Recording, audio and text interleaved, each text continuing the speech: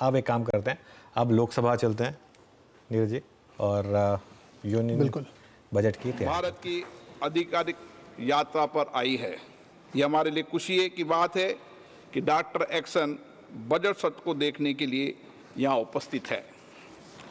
माननीय doctor तुल्या action शुक्रवार दिनांक 19 जुलाई 2024 को भारत पहुंची। उन्होंने 21 जुलाई 2024 को आगरा का भ्रमण किया और इस समय वह विशेष बॉक्स में आसीन है। हम भारत में उनके सुखद और सफल प्रवास की कामना करते हैं। हम अंतर संसदीय संघ के प्रेसिडेंट के रूप में उनकी भूमिका के लिए सफलता की भी कामना करते हैं।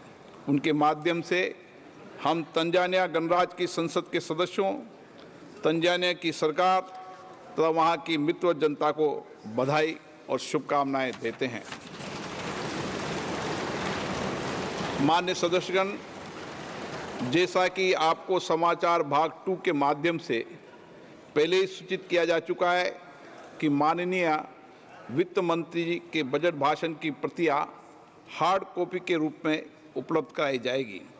अतः बजट प्रस्तुत हो जाने के पश्चात माननीय सदस्य कृपया बजट भाषण की अपनी अपनी प्रति प्रकाशन काउंटर से प्राप्त कर लें। आपको ये भी सूचित किया जाता है कि माननीय मंत्री द्वारा बजट प्रस्तुत किए जाने के पश्चात बजट की प्रतियां आपको मेंबर्स पोर्टल के माध्यम से भी उपलब्ध करा दी जाएगी। माननीय वित्त मंत्री Shrimati Nirmala Sitharaman.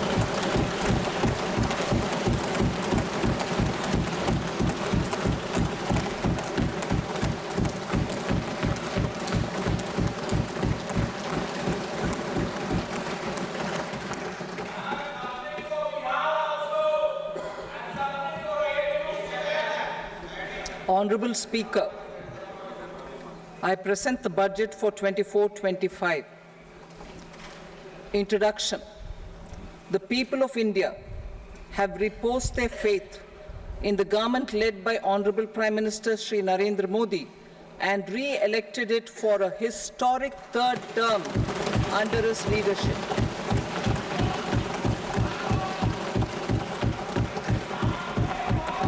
We are grateful for their support, faith, and trust in our policies.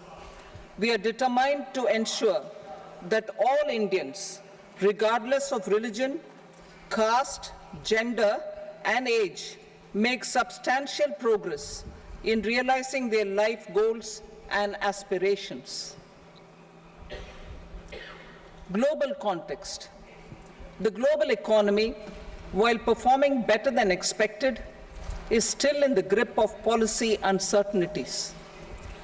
Elevated asset prices, political uncertainties, and shipping disruptions continue to pose significant downside risks for growth and upside risks to inflation.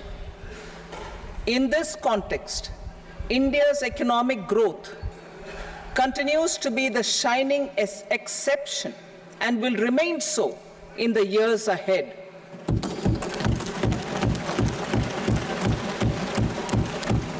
India's inflation continues to be low, stable, and moving towards the 4% target. Core inflation, that is non-food and non-fuel, currently is 3.1%. Steps are being taken to ensure supplies of perishable goods reach markets adequately. Interim budget.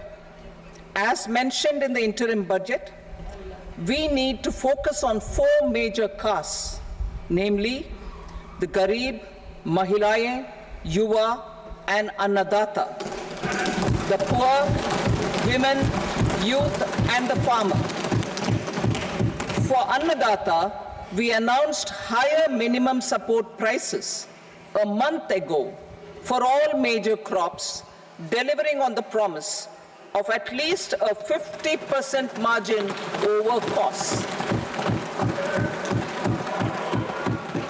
Pradhan Mantri Garib Kalyan Anna Yojana was extended for 5 years, benefiting more than 80 crore people.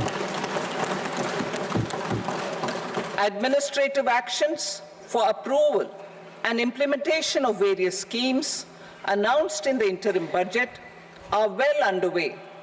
The required allocations have been made. Budget theme. Turning attention to the full year and beyond in this budget, we particularly focus on employment, skilling, MSMEs, and the middle class.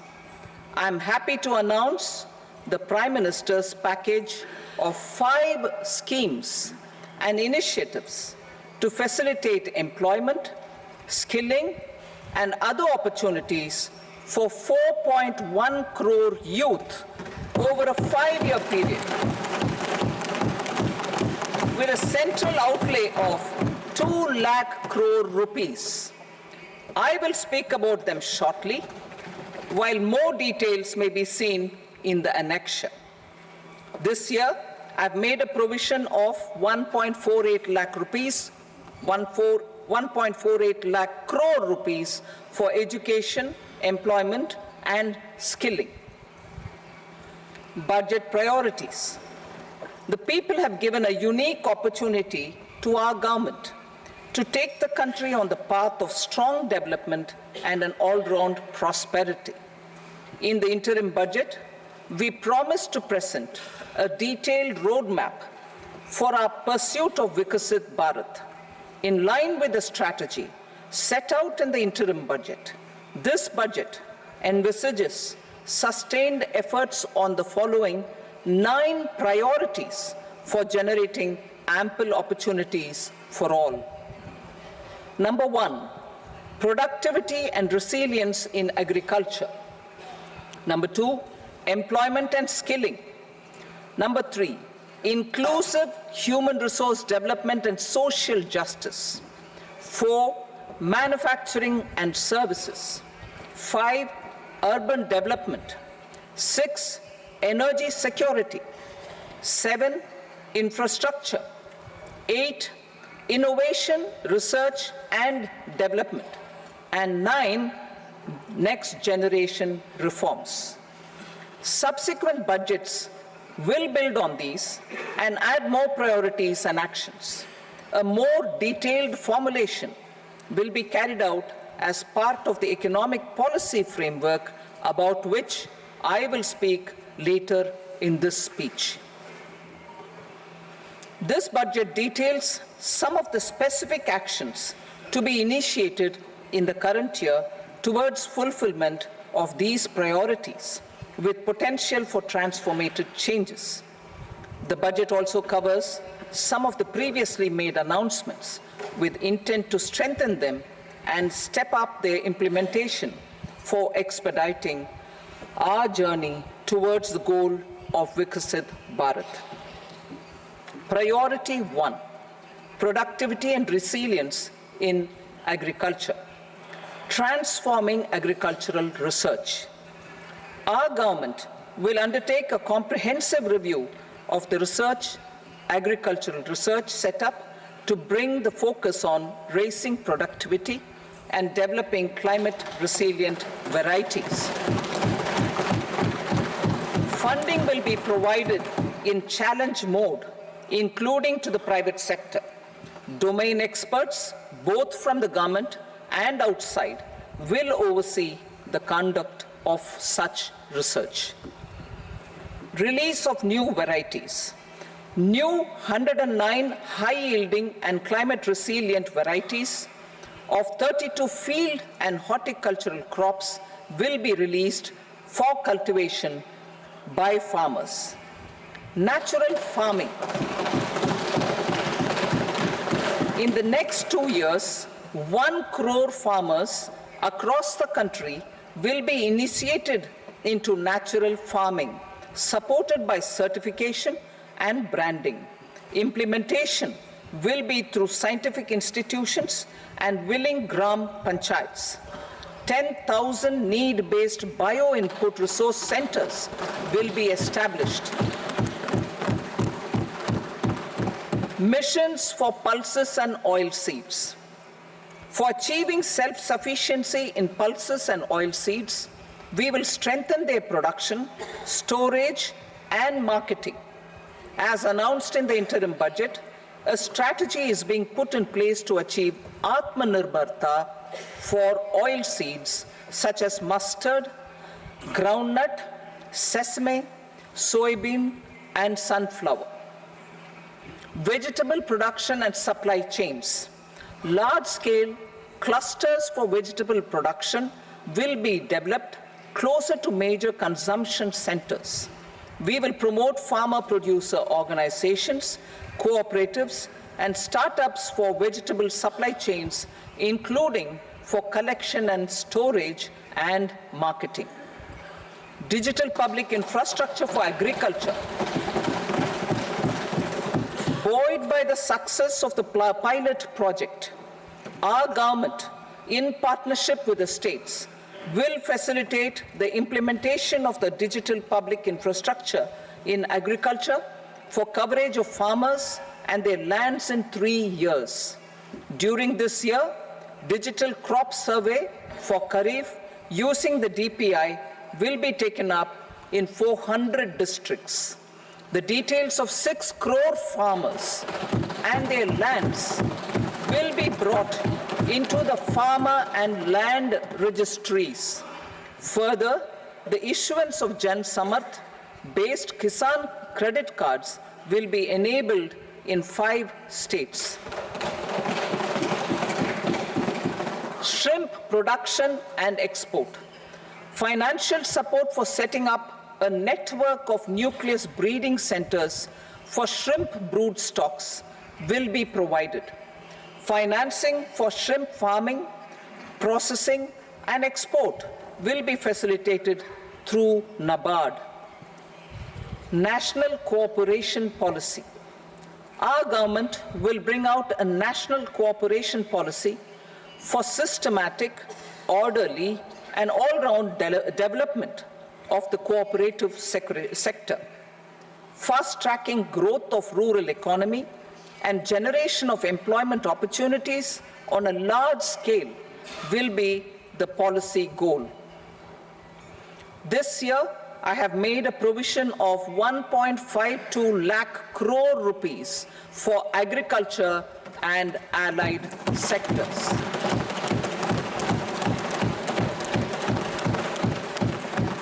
Priority 2, employment and skilling. Employment-linked incentive. Our government will implement following 3 schemes for employment-linked incentive as part of the Prime Minister's package.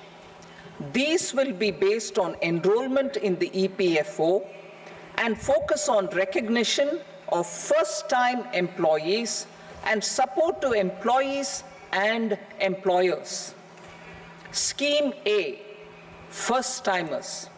This scheme will provide 1 month wage to all persons newly entering the workforce in all formal sectors.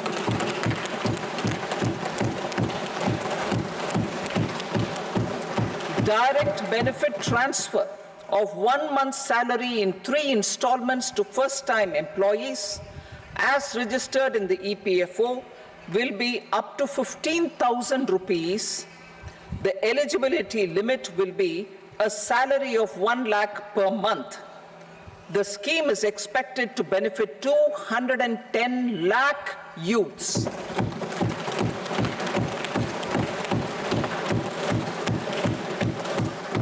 Scheme B, job creation in manufacturing. This scheme will incentivize additional employment in the manufacturing sector linked to the employment of first-time employees. An incentive will be provided at specified scale directly both to the employee and the employer with respect to the EPFO contribution in the first 4 years of employment. The scheme is expected to benefit 30 lakh youth entering employment and their employers.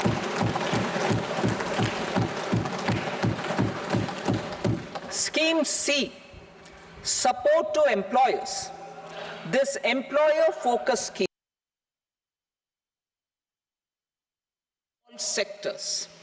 All additional employment within a salary of 1 lakh rupee per month will be counted.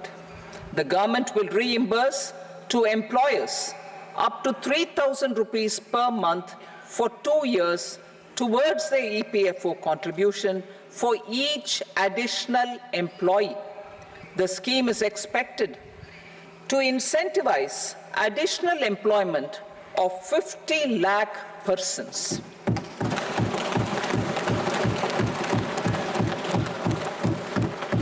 Participation of women in the workforce. We will facilitate higher participation of women in the workforce through setting up of working women hostels in collaboration with industry and establishing creches. In addition, the partnership will seek to organize women-specific skilling programs and promotion of market access for women SHG enterprises. Skilling program. I'm happy to announce a new centrally sponsored scheme as the fourth scheme under the Prime Minister's package for skilling in collaboration with state governments and industry. 20 lakh youth will be skilled over a 5-year period.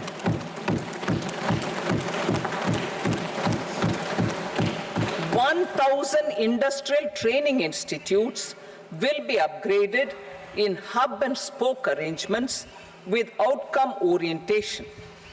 Course content and design will be aligned to the skill needs of industry, and new courses will be introduced for emerging needs.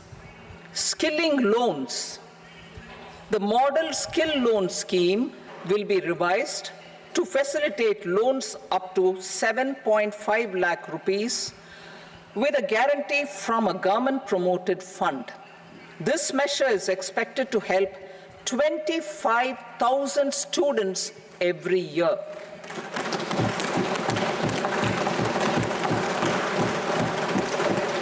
Education loans. For helping our youth who have not been eligible for any benefit under government schemes and policies, I am happy to announce a financial support for loans up to 10 lakh rupees for higher education in domestic institutions.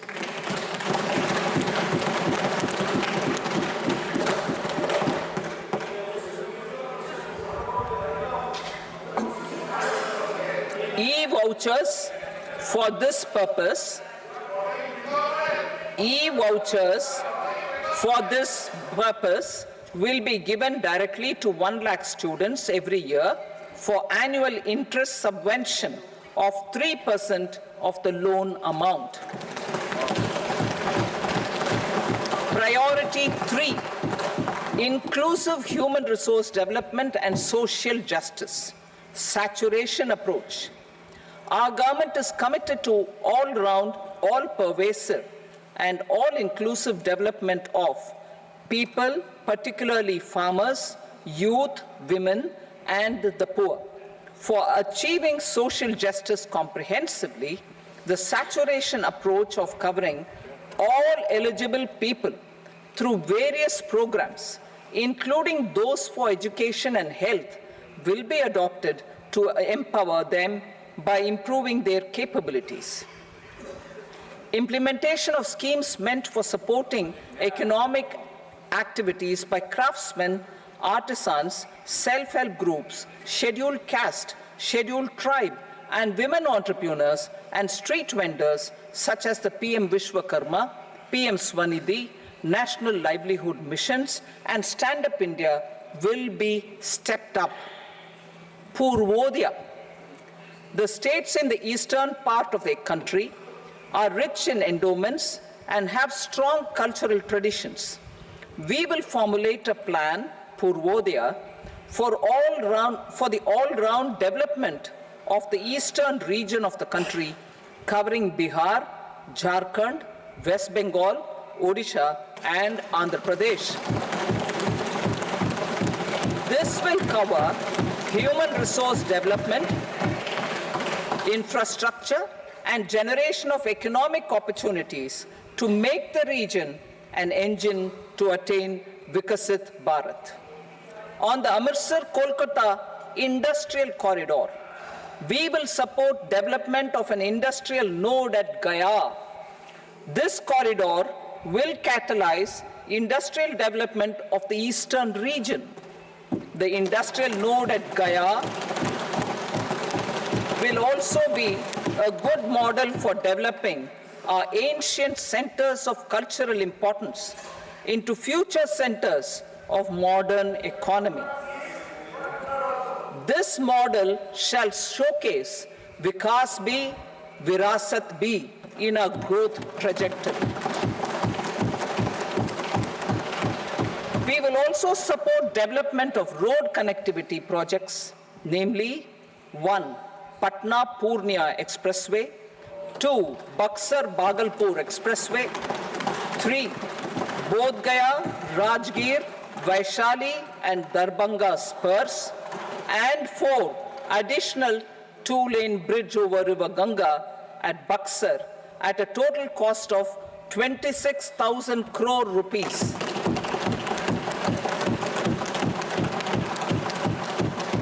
Power projects, including setting up of a new 2,400 megawatt power plant at Pir Painti, will be taken up at a cost of 21,400 crore rupees.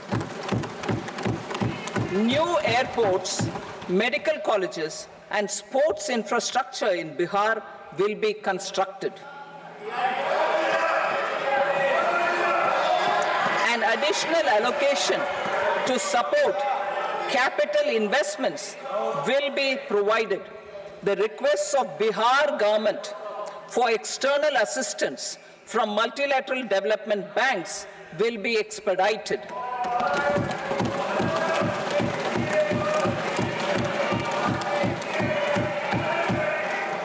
Andhra Pradesh Reorganization Act. Our government has made concerted efforts to fulfill the commitments in Andhra Pradesh Reorganization Act.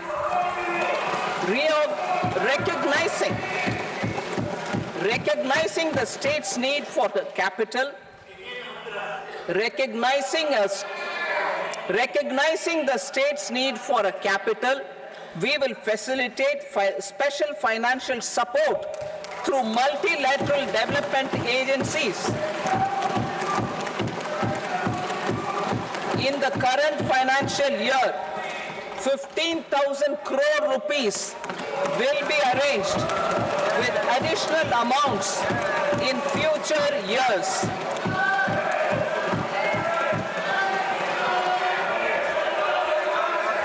Our government is fully committed to financing and early completion of the Polavaram irrigation project, which is the lifeline for Andhra Pradesh and its farmers. This will facilitate our country's food security as well. Under the Act, Andhra Pradesh Reorganization Act, for promoting industrial development, funds will be provided for essential infrastructure such as water, power, railways, and roads in Kopparthi node on the Visakhapatnam-Chennai Industrial Corridor and Varavakal node on the Hyderabad-Bangalore Industrial Corridor. An additional allocation will be provided this year towards capital investment for economic growth. Grants for backward regions of Rayalaseema, Prakasham, North Coastal Andhra, as stated in the Act, will be provided.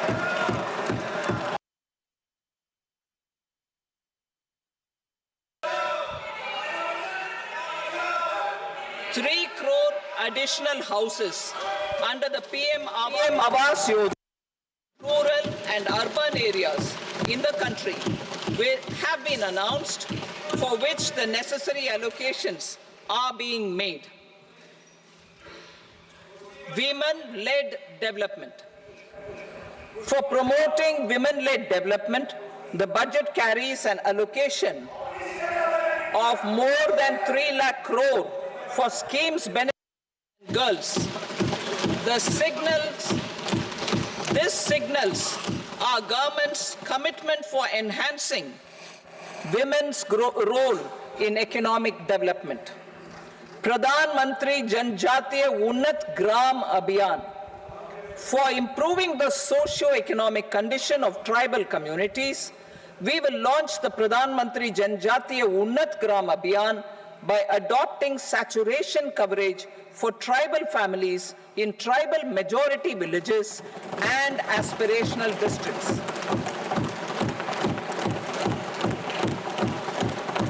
This will cover 63,000 villages, 5 crore tribal people. Bank branches in northeastern region. More than 100 branches of India Post Payment Bank will be set up in the northeast region to expand the banking services. This year, I have made a provision of 2.66 lakh crore rupees for rural development, including rural infrastructure. 4. Manufacturing and services, support for promotion of MSMEs. This budget provides special attention to MSMEs and manufacturing, particularly labor-intensive manufacturing. We have formulated a package covering financing, regulatory changes, and technology support for MSMEs to help them grow and also compete globally, as mentioned in the interim budget. I am happy to announce the following specific measures. Credit guarantee scheme for MSMEs in the manufacturing sector. For facilitating term loans to MSMEs for purchase of machinery and equipment without collateral or third-party guarantee, a credit guarantee scheme will be introduced. The scheme will operate on pooling of credit risks of such MSMEs. A separately constituted self-financing guarantee fund will provide to each applicant guarantee cover up to 100 crore rupees, while the loan amount may be larger. The borrower will have to provide an upfront guarantee fee and an annual guarantee fee on the reducing loan balance. New assessment model for MSME credit. Public sector banks will build their own in-house capability to assess MSMEs for credit instead of relying on external assessment. They will also take a lead in developing or getting developed a new credit assessment model based on the scoring of digital footprints of the MSMEs in the economy. This is expected to be a significant improvement over the traditional assessment of credit eligibility based only on asset or turnover criteria. That will also cover MSMEs without a formal accounting system. Credit support to MSMEs during stress period. I'm happy to announce a new mechanism for facilitating continuation of bank credit to MSMEs during their stress period while being in special mention account, SMA stage, for reasons beyond their control. MSMEs need credit to continue their business and to avoid getting into the NPA stage. Credit availability will be supported through a guarantee from a government-promoted fund. Mudra loans. The limit of Mudra loans will be enhanced to 20 lakh from the current 10 lakh for those entrepreneurs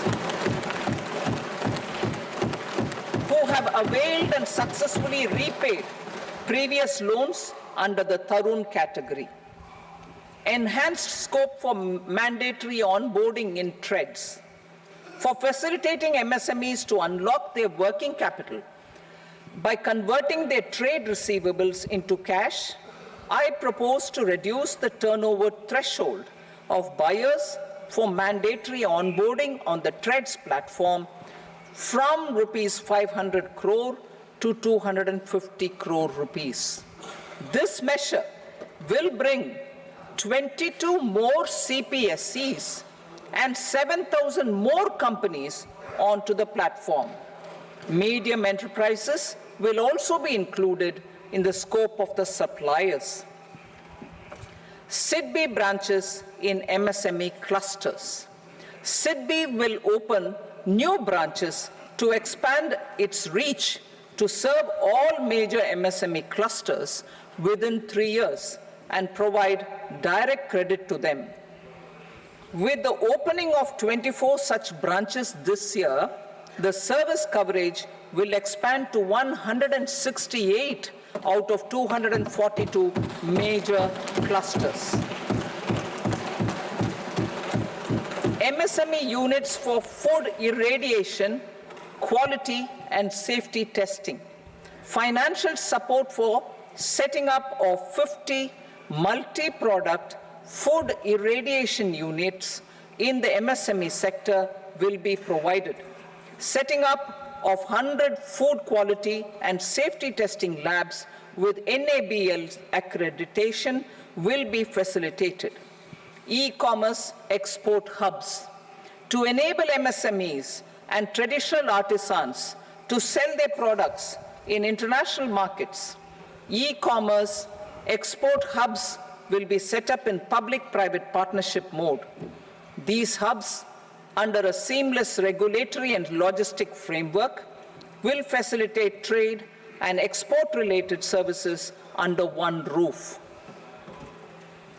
Measures for promotion of manufacturing and services.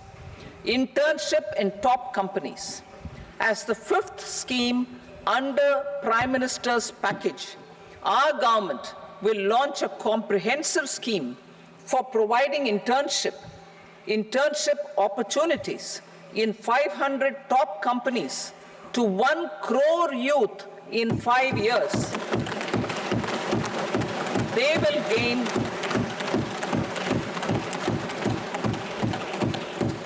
will gain exposure for 12 months to real-life business environment, varied professions, and employment opportunities. An internship allowance of 5,000 per month, 5,000 rupees per month, along with a one-time assistance of 6,000 rupees will be provided. Companies will be expected to bear the training cost and 10% of their internship cost from their CSR funds. Industrial parks. Our government will facilitate development of investment-ready, plug-and-play industrial parks with complete infrastructure in or near 100 cities in partnership with the states and private sector by better using town planning schemes. 12 industrial parks under the National Industrial Corridor Development Program also will be sanctioned.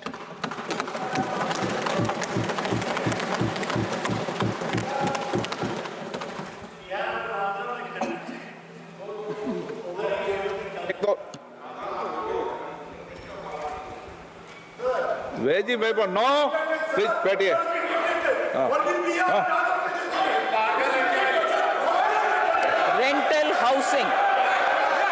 Rental housing with dormitory type accommodation for industrial workers will be, just 1 minute.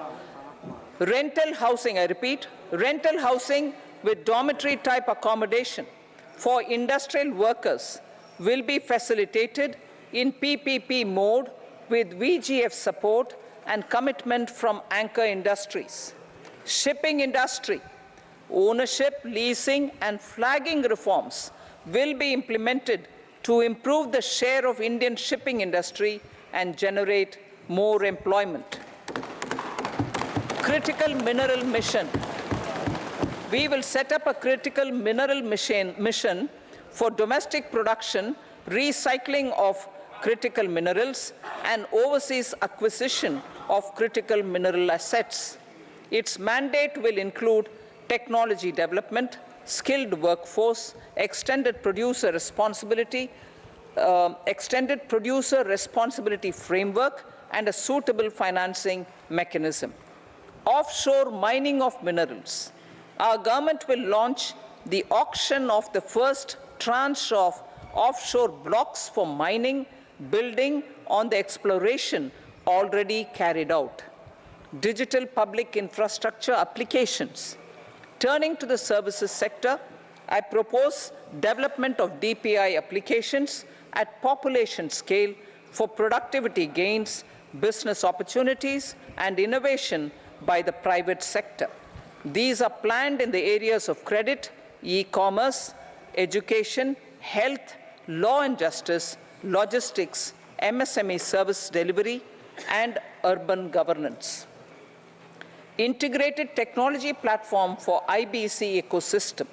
An integrated technology platform will be set up for improving the outcomes under the Insolvency Bankruptcy Code for achieving consistency, transparency, timely processing, and better oversight for all stakeholders. Voluntary closure of LLPs. The services of the Center for Processing Accelerated Corporate Exit, CPACE, will be extended for voluntary closure of LLPs to reduce the closure times. National Company Law Tribunals. The IBC has resolved more than 1,000 companies, resulting in direct recovery of 3.3 lakh crore to creditors. 3.3 lakh crore rupees to creditors. In addition, 28,000 cases involving over 10 lakh crore rupees have been disposed of even prior to admission. Appropriate changes to the IBC, reforms and strengthening of the tribunal and appellate tribunals will be initiated to speed up insolvency resolution. Additional tribunals will be established. Out of those, some will be notified to decide cases exclusively under the Companies Act. Debt recovery. Steps for reforming and strengthening debt recovery tribunals will be taken. Additional tribunals will be established to speed up recovery. Priority 5, urban development. Cities as growth hubs. Working with states, our government will facilitate development of cities as growth hubs. This will be achieved through economic and transit planning and orderly development of peri-urban areas utilizing town planning schemes. Creative redevelopment of cities. For creative brownfield redevelopment of existing cities with a transformative impact, our government will formulate a framework for enabling policies, market-based mechanisms, and regulation. Transit-oriented development. Transit-oriented development plans for 14 large cities with a population above 30 lakh will be formulated, along with an implementation and financing strategy. Urban housing. Under the PM Awaaz Yojana, Urban 2.0, housing needs of 1 crore urban poor and middle-class families will be addressed with an investment of 10 lakh crore rupees. This will include the central assistance of 2.2 lakh crore rupees in the next 5 years. A provision of interest subsidy to facilitate loans at affordable rates is also envisaged. In addition, enabling policies and regulations for efficient and transparent rental housing markets with enhanced availability will also be put in place. Water supply and sanitation. In partnership with state governments and multilateral development banks, we will promote water supply sewage treatments and solid waste management projects, and services for 100 large cities through bankable projects. These projects will also envisage use of treated water for irrigation and filling up of tanks in nearby areas. Street markets. Building on the success of PM Swanidhi's scheme in transforming the lives of street vendors, our government envisions a scheme to support each year, over the next 5 years, the development of 100 weekly hearts or street food hubs in select cities. Stamp duty. We will encourage states which continue to charge high stamp duty to moderate the rates for all, and also consider further lowering duties for properties purchased by women. This reform will be made an essential component of urban development schemes. Priority 6, energy security, energy transition. In the interim budget, I had announced our strategy to sustain high and more resource-efficient economic growth, along with the energy security in terms of availability, accessibility, and affordability. We will bring out a policy document on appropriate energy transition pathways that balances the imperatives of employment, growth, and environmental sustainability.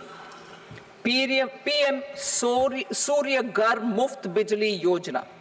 PM Surya Ghar Muft Bijli Yojana. In line with the announcement in the interim budget,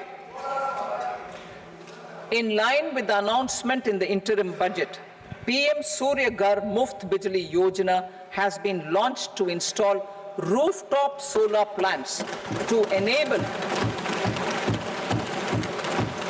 1 crore households obtain free electricity up to 300 units every month. The scheme has generated remarkable response with more than 1.28 crore registrations and 14 lakh applications, and we will further encourage it. Pumped storage policy. A policy for promoting pumped storage projects will be brought out for electricity storage and facilitating smooth integration of the growing share of renewable energy with its variable and intermittent nature in the overall energy mix. Research and development of small and modular nuclear reactors. Nuclear energy is expected to form a very significant part of the energy mix for Vikasit Bharat.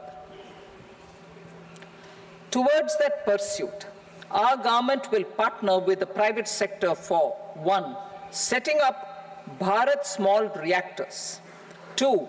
Research and development of Bharat Small Modular Reactor, and 3. Research and development of newer technologies for nuclear energy. The R&D funding announced in the interim budget will be made available for this sector also. Advanced ultra supercritical thermal power plants.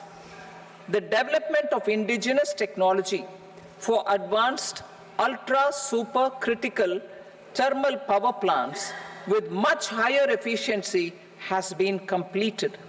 A joint venture between NTPC and BHEL will set up a full-scale 800 megawatt commercial plant using AUSC technology. The government will provide the required fiscal support. Moving forward, development of indigenous capacity for the production of high-grade steel and other advanced metallurgy materials for these plants will result in strong spin-off benefits for the economy. Roadmap for hard-to-abate industries. A roadmap for moving the hard-to-abate industries from energy efficiency targets to emission targets will be formulated. Appropriate regulations for transition of these industries from the current perform, achieve, and trade mode to Indian carbon market mode will be put in place. Support to traditional micro and small industries. An investment-grade energy audit of traditional micro and small industries in 60 clusters, including brass and ceramic, will be facilitated. Financial support will be provided for shifting them to cleaner forms of energy and implementation of energy efficiency measures. The scheme will be replicated in another 100 clusters in the next phase. Priority 7, infrastructure investment by central government. Significant investment the central government has made over the years in building and improving infrastructure has had a strong multiplier effect on the economy. We will endeavor to maintain strong fiscal support for infrastructure over the next 5 years in conjunction with imperatives of provided 11,11,111 crore rupees for capital expenditure.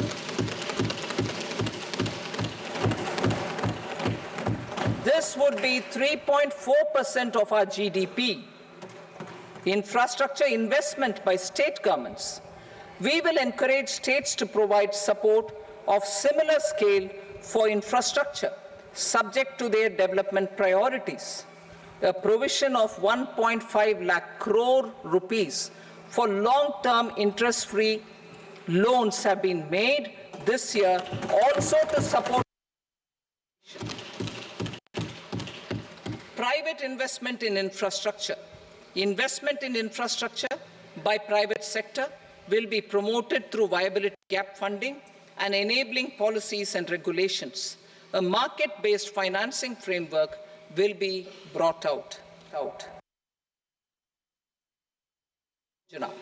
Phase 4 of the PMGSY will be launched to provide all-weather connectivity to 25,000 rural habitations, which have become eligible in view of their population increase. Irrigation and flood mitigation. Bihar has frequently suffered from floods, many of them originating outside the country. Plans to build flood control structures in Nepal are yet to progress. Our government, through the Accelerated Irrigation Benefit Program and other sources, will provide financial support for projects with estimated cost of 11,500 crore rupees, such as the Kosi-Michi intra-state link and 20 other ongoing and new schemes, including barrages, river pollution abatement, and irrigation projects. In addition, survey and investigation of Kosi-related flood mitigation and irrigation projects will be undertaken.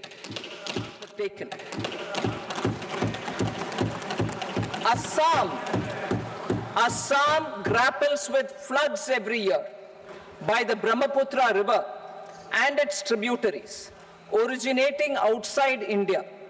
We will provide assistance to Assam for flood management and related projects.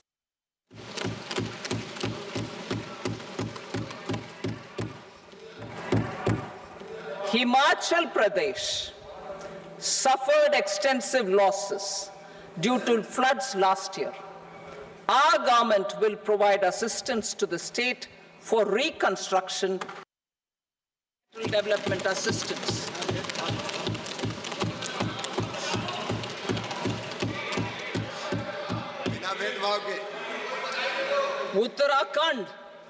Uttarakhand too suffered losses due to cloudbursts and massive landslides. We will provide assistance to the state. Recently, Sikkim witnessed devastating flash floods and landslides that wreaked havoc across the state. Our government will provide assistance to the state. Tourism has always been a part of our civilization. Our efforts in positioning India as a global tourist destination will also create jobs, stimulate investments, and unlock economic opportunities for other sectors. In addition to the measures outlined in the interim budget, I propose the following measures.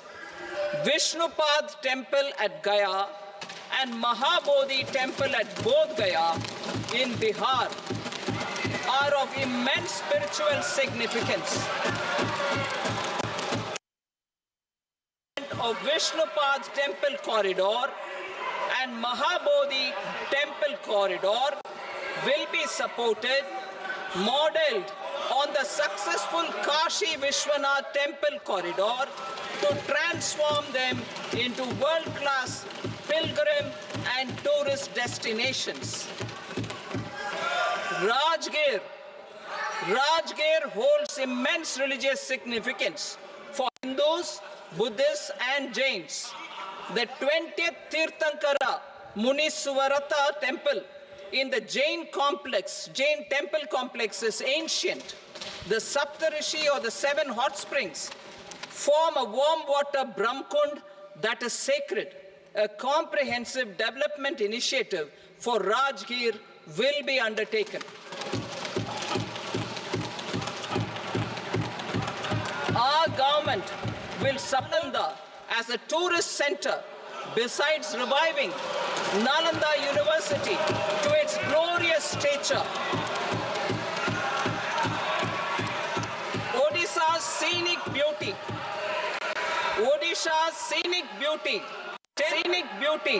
temples, monuments, craftsmanship, wildlife sanctuaries, natural landscapes, and pristine beaches make it an ultimate tourism destination. Our government will provide assistance for their development to Odisha as well. Priority 8, innovation, research and development. We will operationalize the Anusandhan National Research Fund for basic research and prototype development.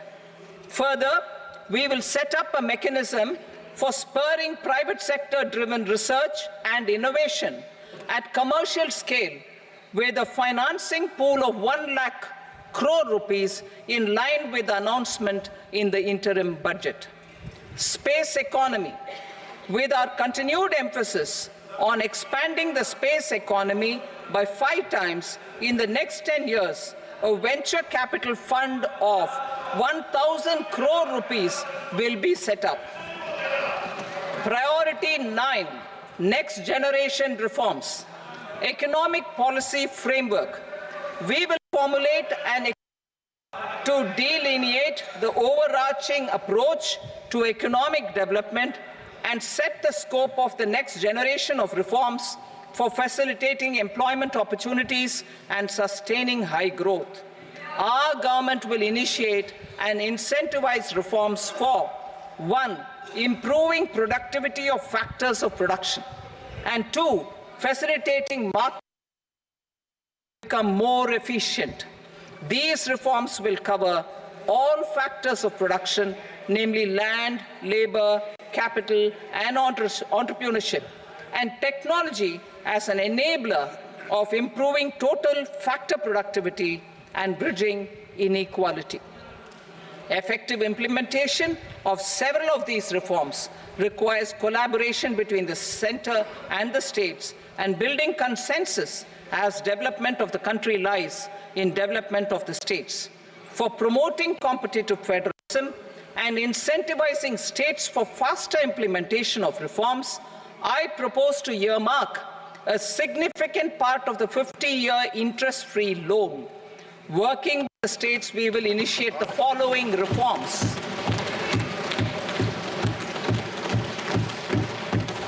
Land-related reforms and actions, both in the rural and urban areas, will cover land administration, will cover 1. Land administration, planning and management, and 2. Urban planning usage and building bylaws. These will be incentivized for completion within the next 3 years through appropriate fiscal support. Rural land-related actions. Rural land-related actions will include 1. Assignment of unique land parcel identification number, UL PIN, or Bhu Aadhaar for all lands. 2. Digitization of cadastral maps. 3. Survey of subdivisions, survey of map subdivisions as per current ownership. 4. Establishment of land registry. And 5. Linking to the farmers registry. These actions will also facilitate credit flow and other agricultural services. Urban land-related actions.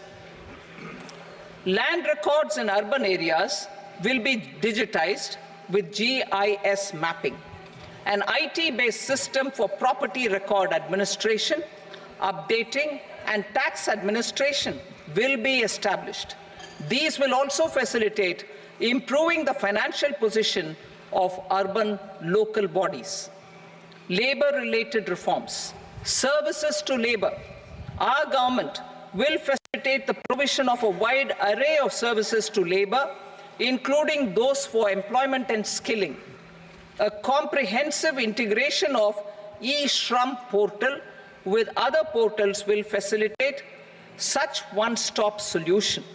Open architecture databases for the rapidly changing labor market, skill requirements, and available job roles, and a mechanism to connect job aspirants with potential employers and skill providers will be covered in these services. Shram Suvidha and Samadhan portal. Shram Suvidha and Samadhan portal will be revamped to enhance ease of compliance for industry and trade. Capital and entrepreneurship related reforms, financial sector vision and strategy.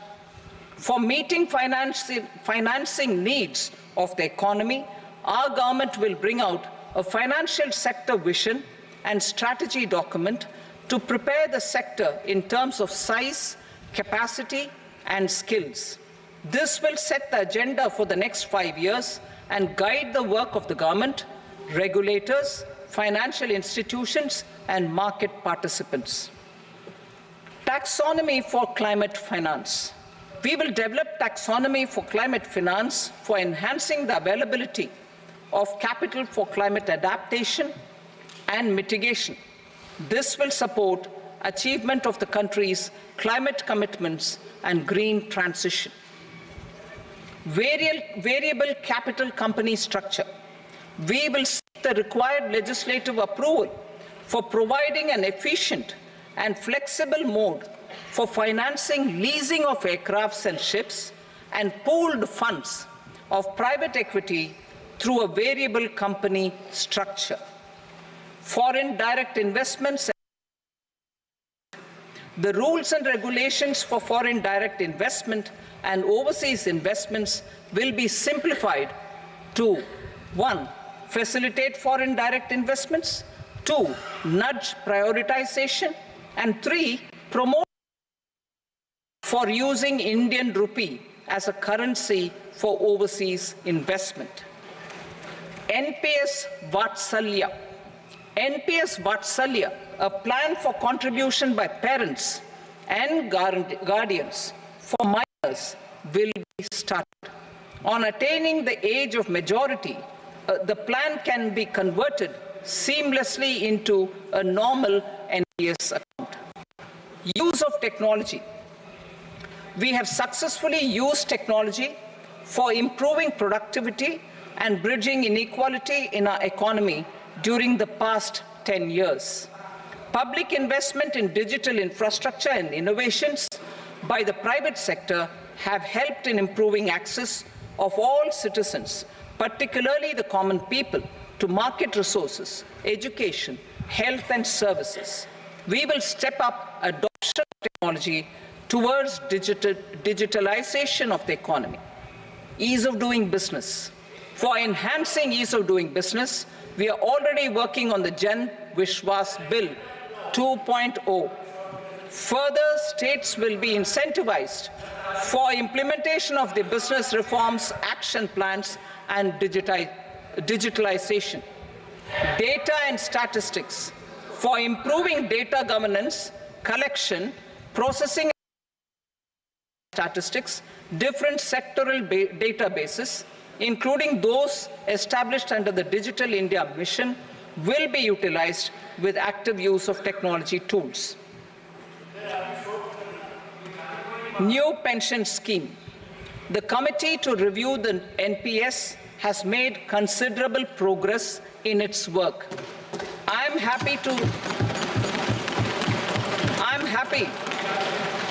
happy that the staff side of the National Council of the Joint Consultative Machinery for Central Government Employees has taken a constructive approach. A solution will be evolved which addresses the relevant issues while maintaining fiscal prudence to protect the common citizens. Budget estimates for 24-25. For the year 24-25, total receipts other than borrowings and the total expenditure are estimated at 32.07 lakh crore rupees and 48.21 lakh crore rupees respectively. The net tax receipts are estimated at 25.83 lakh crore rupees. The fiscal deficit is estimated at 4.9% of the GDP.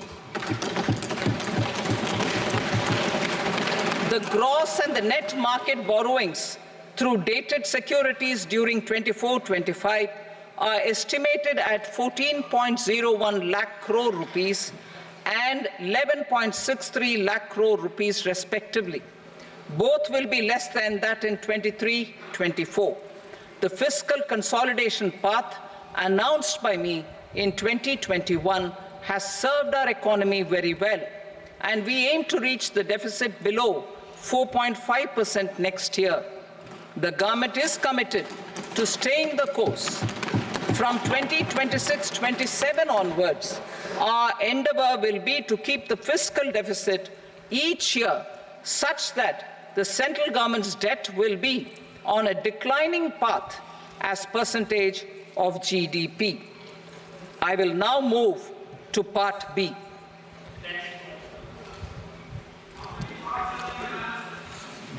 Indirect taxes. Sir, I start with GST. It has decreased tax incidence on the common man, reduced compliance burden and logistics cost for trade and industry, and enhanced revenues of the central and the state governments. It is a success of vast proportions. To multiply the benefits of GST, we will strive to further simplify and rationalize the tax structure and endeavor to expand it to the remaining sectors. My proposals for customs duties intend to support domestic manufacturing, deepen local value addition, promote export competitiveness, and simplify taxation while keeping the interest of the general public and consumers surmount. In Budget 22-23, we reduced the number of customs duty rates. I propose to undertake a comprehensive review of the rate structure over the next 6 months to rationalize and simplify it for ease of trade, removal of duty inversion, and reduction of disputes. I shall now take up sector-specific customs duty proposals. Medicine and medical equipments. To provide relief to cancer patients, I propose to fully exempt 3 more medicines from customs duties.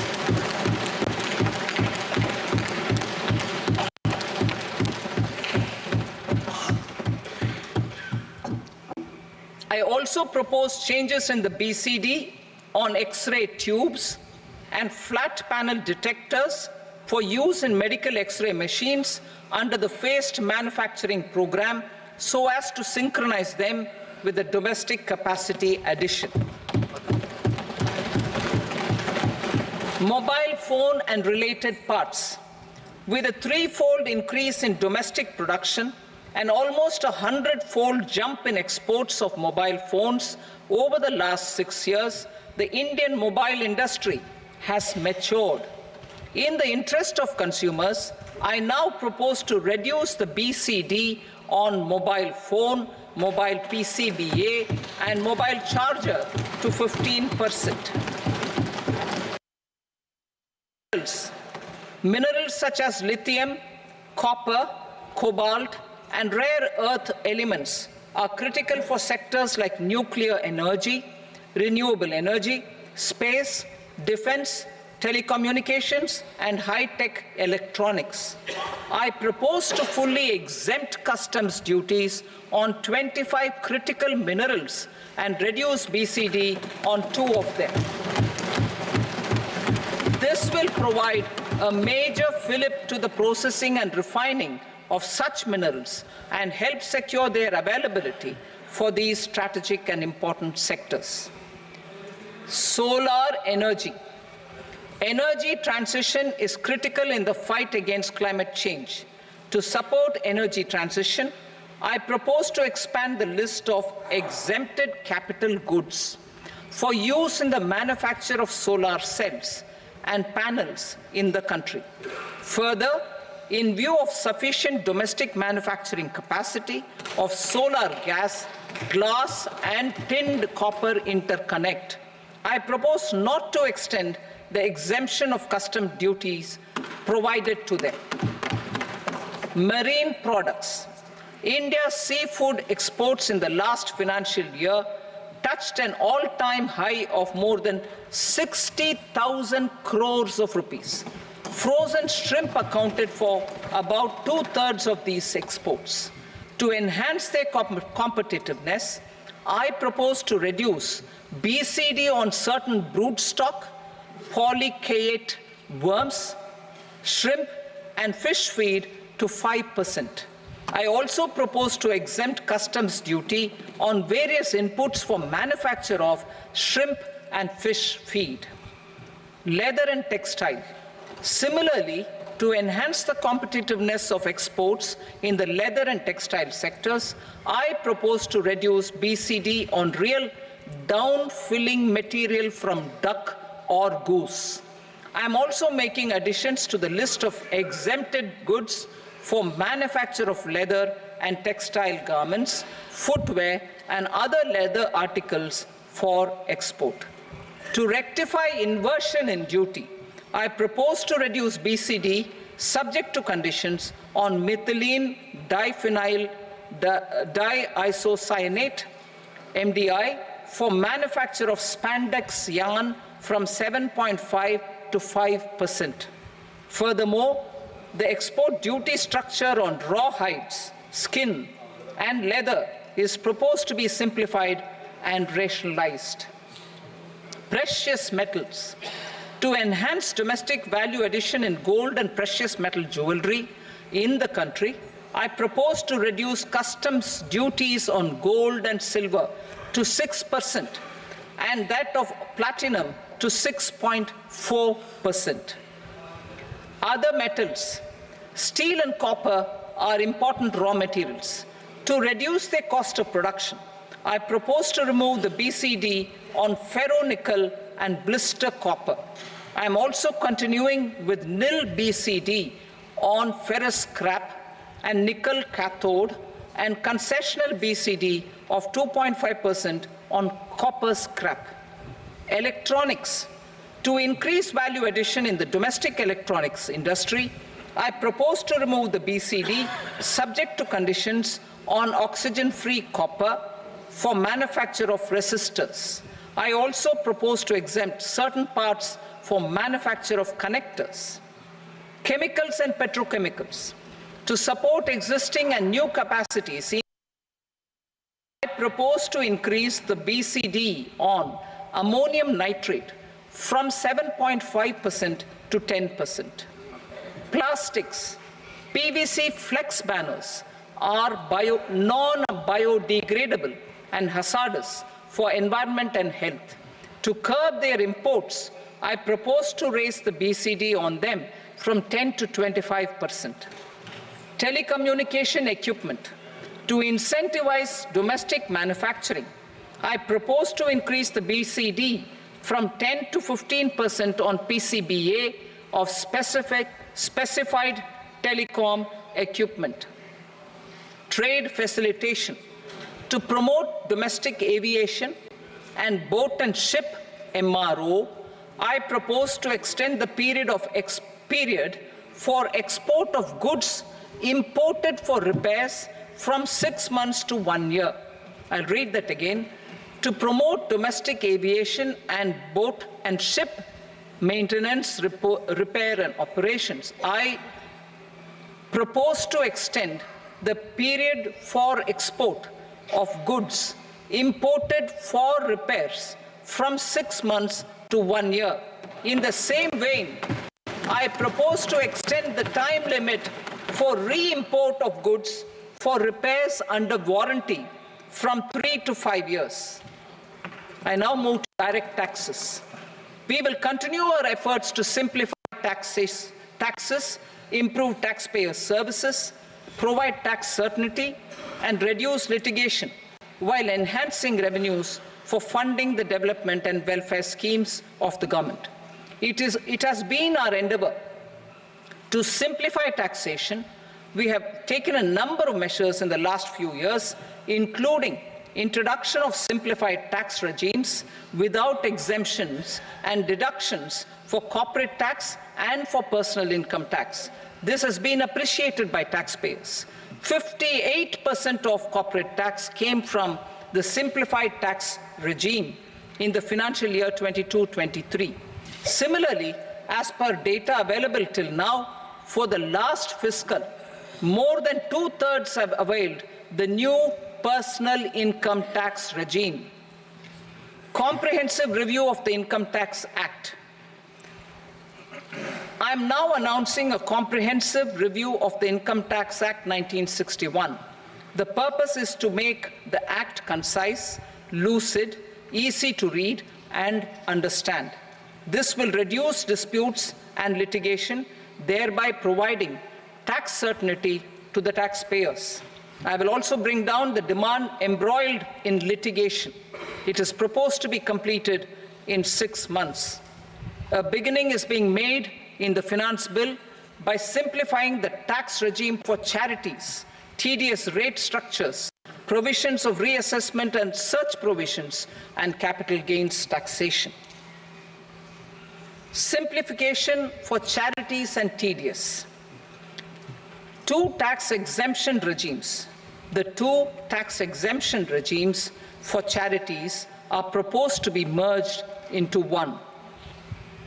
The 5% tedious rate on many payments is being merged into the 2% tedious rate, and the 20% tedious rate on repurchase of units by mutual funds or UTI is being withdrawn. Tedious rate on e-commerce operators is proposed to be reduced from 1 to 0.1%. Moreover, credit of TCS is proposed to be given in the TDS to be deducted on salary. Further, I propose to decriminalize delay up to the due date of filing statement for the same.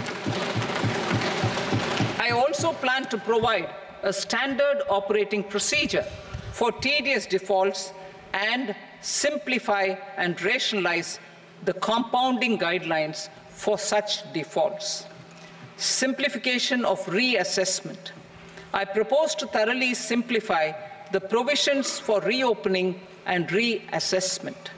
An assessment hereinafter can be reopened beyond 3 years from the end of the assessment year only if the escaped income is 50 lakh rupees or more, up to a maximum period of 5 years from the end of the assessment year.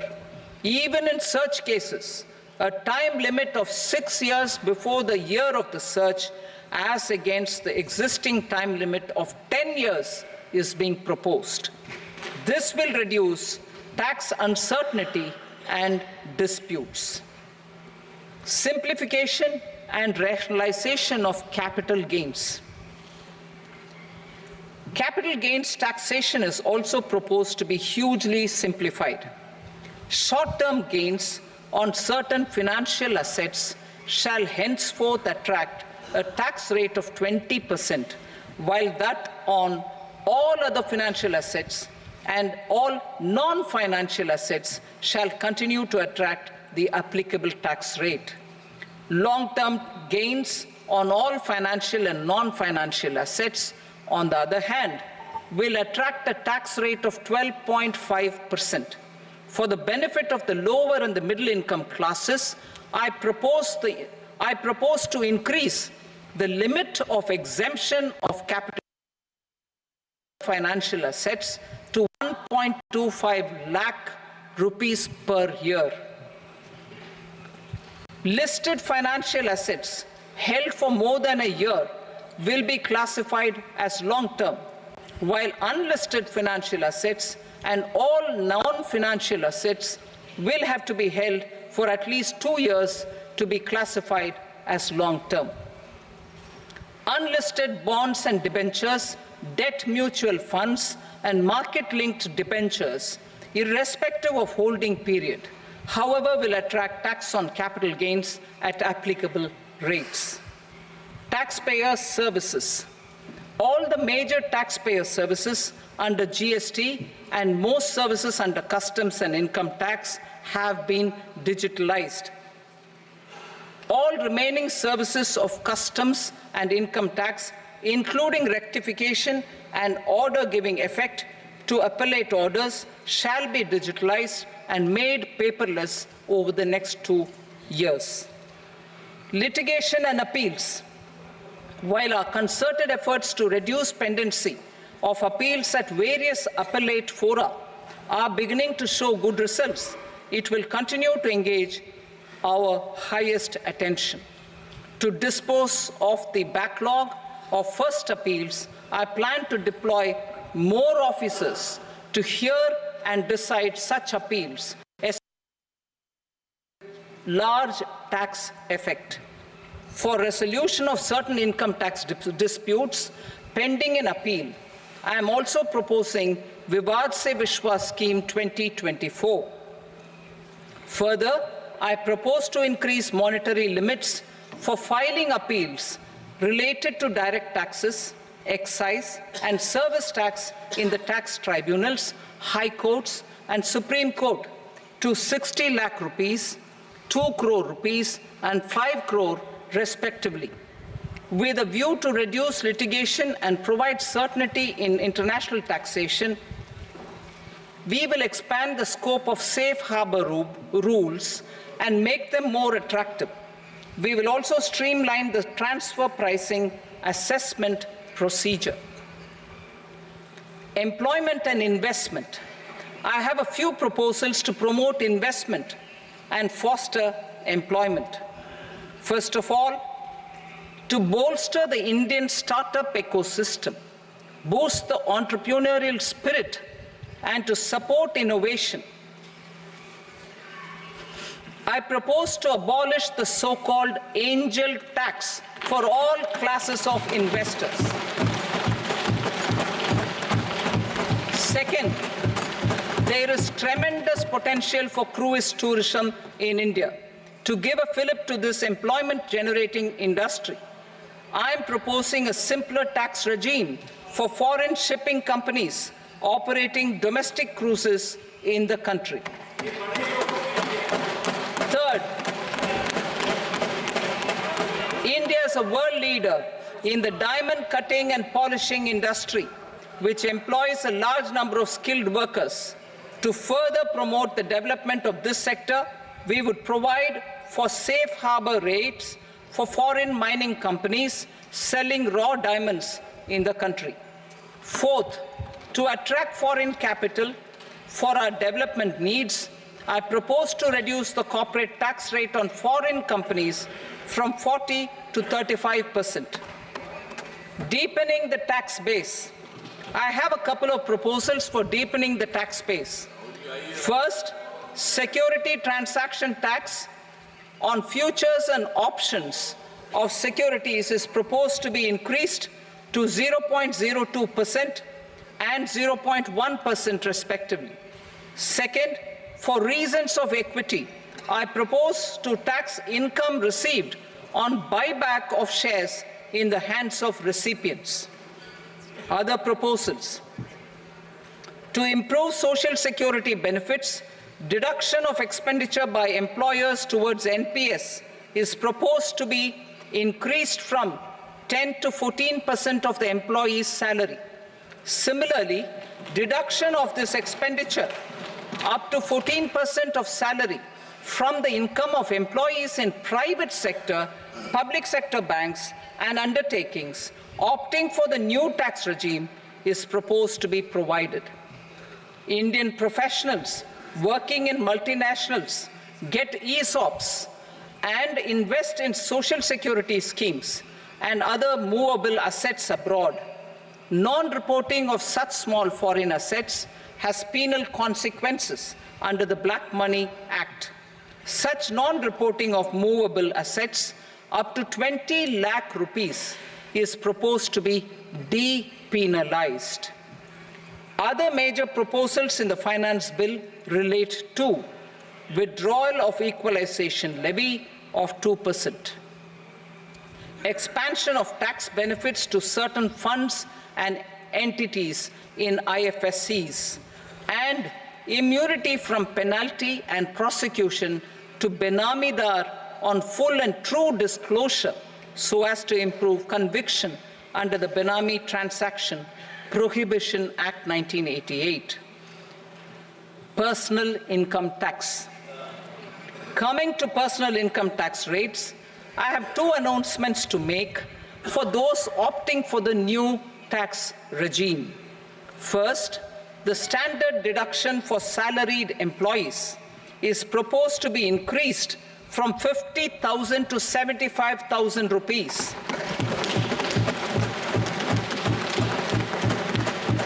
Similarly, deduction on family pension for pensioners is proposed to be enhanced from 15,000 to 25,000 rupees. This will provide relief to about 4 crore salaried individuals and pensioners.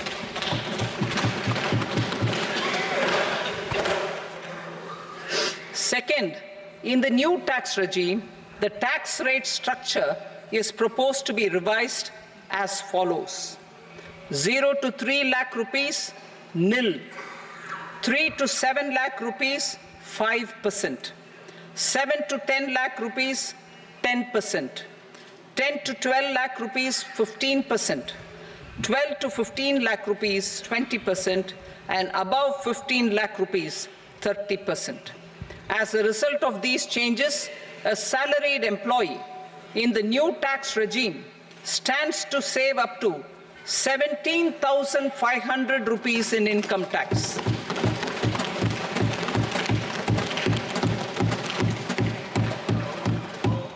Apart from these, I am also making some other changes as given in the annexure.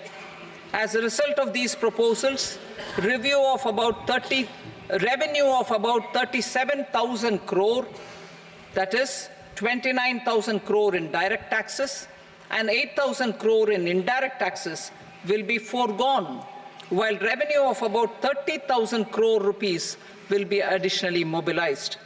Thus, the total revenue foregone is about 7,000 crores annually. Mr. Speaker, sir, with this, I commend the budget to this august House. Jai Hind. Okay.